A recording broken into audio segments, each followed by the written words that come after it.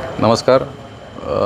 आज सकाळी हलिवली येथील माझी स्वतःच्या मालकीची असलेली जागा, त्या जागेवरती काही वॉल कंपाऊंडचं काम सुरू होतं आणि ते कामाची पाहणी करण्यासाठी मी त्या ठिकाणी गेलो होतो. आणि माझ्या लगत असलेली जागा बोराडे या कुटुंबाची जागा आहे आणि ते माझं काम त्या ठिकाणी त्यांनी अडवलं होतं. आणि त्यानंतर त्यांचे ते 2 मुलं आणि वडील हे तिघेजण तिथे माझा सहकारी मित्र जिथे जो काम बघतोय ओमकार हांडे त्याच्या अंगावरती धावून आले आणि त्यांच्यामध्ये ती सगळी झटापट त्या ठिकाणी झाली. अनेक दिवसांपासून त्यांना ओमकारला त्यांचा त्राससुद्धा त्या ठिकाणी होता. परंतु आपण सामंजस्यपणाची भूमिका घेऊन गावातील सरपंच उपसरपंच हे सगळ्या लोकांना घेऊन आपण ते अनेक वेळा मिटवलंसुद्धा होतं. परंतु ते वारंवार त्यांची वेगळी भूमिका असल्यामुळे ओमकारची आणि त्यांच्यामध्ये झटापट झाली. परंतु माझ्या पद्धतीने किंवा माझ्याकडून असे कुठल्याही पद्धतीचे त्यांनी जे काही खोटे आरोप केलेले आहेत असं कुठलाही माझ्याकडून कृत्य त्या ठिकाणी झालेलं नाही आहे. आणि हे पोलीस प्रशासनालासुद्धा माहिती आहे. तेथील असलेले सरपंच उपसरपंच त्या ठिकाणी उपस्थित होते, त्यांनाही ही गोष्ट घटना माहिती आहे की माझ्याकडून अशी कुठली घटना त्या ठिकाणी झालेली आहे किंवा मी कोणाला शिवीगाळसुद्धा केलेली नाही, कोणाला मारहाणसुद्धा केलेली नाही आहे. त्यामुळे हे जे काही आरोप त्यांच्या माध्यमातून माझ्यावरती केलेले आहेत हे अतिशय बिनबुडाचे आणि एकदम खोटे आरोप आहे. आणि ह्या घटनेला कुठेतरी राजकीय वळण लावण्याचा प्रयत्न विरोधकांच्या माध्यमातून होत आहे.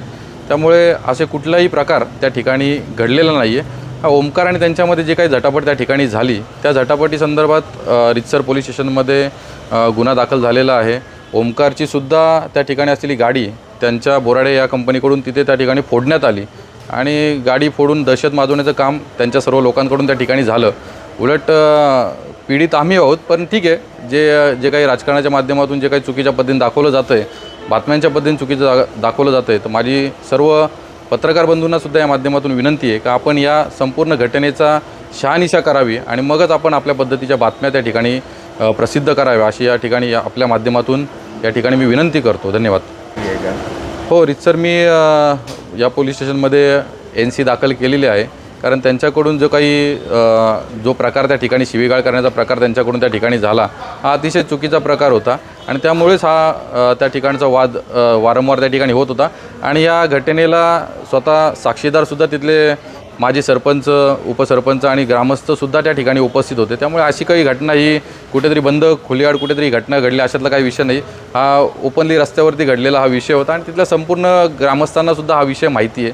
आणि ते जे कोण 2 मुलं आणि ज्यांचे वडील आहेत त्यांचंही सगळा प्रकार तिथल्या स्थानिक लोकांना माहिती आहे. त्यामुळे मी रितसर माझी तक्रार या ठिकाणी केलेली आहे. आज दुपारी कर्जत येथील हलिवली येथील जी घटना घडली त्यामध्ये संकेत बासे यांच्याविषयी एक बातमी प्रसिद्धी झाली सोशल मीडियावर.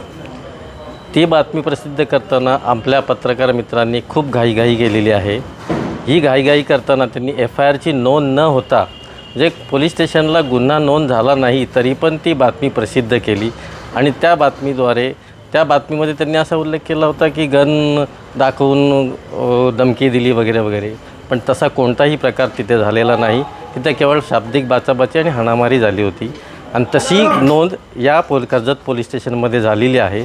पण TRPच्या नावाखाली काही पत्रकार मित्रांनी अतिउत्साहाच्या भरात ती बातमी प्रसिद्ध करून तालुक्यात एक गैरसमज पसरवलेला आहे. आणि त्या गैरसमजातून आमचे संकेत बासे जे माझे नगरसेवक आहेत सध्याचे त्यांची बदनामी पण झालेली आहे. आणि याच्यात राजकारण कुठेतरी दिसतं आहे.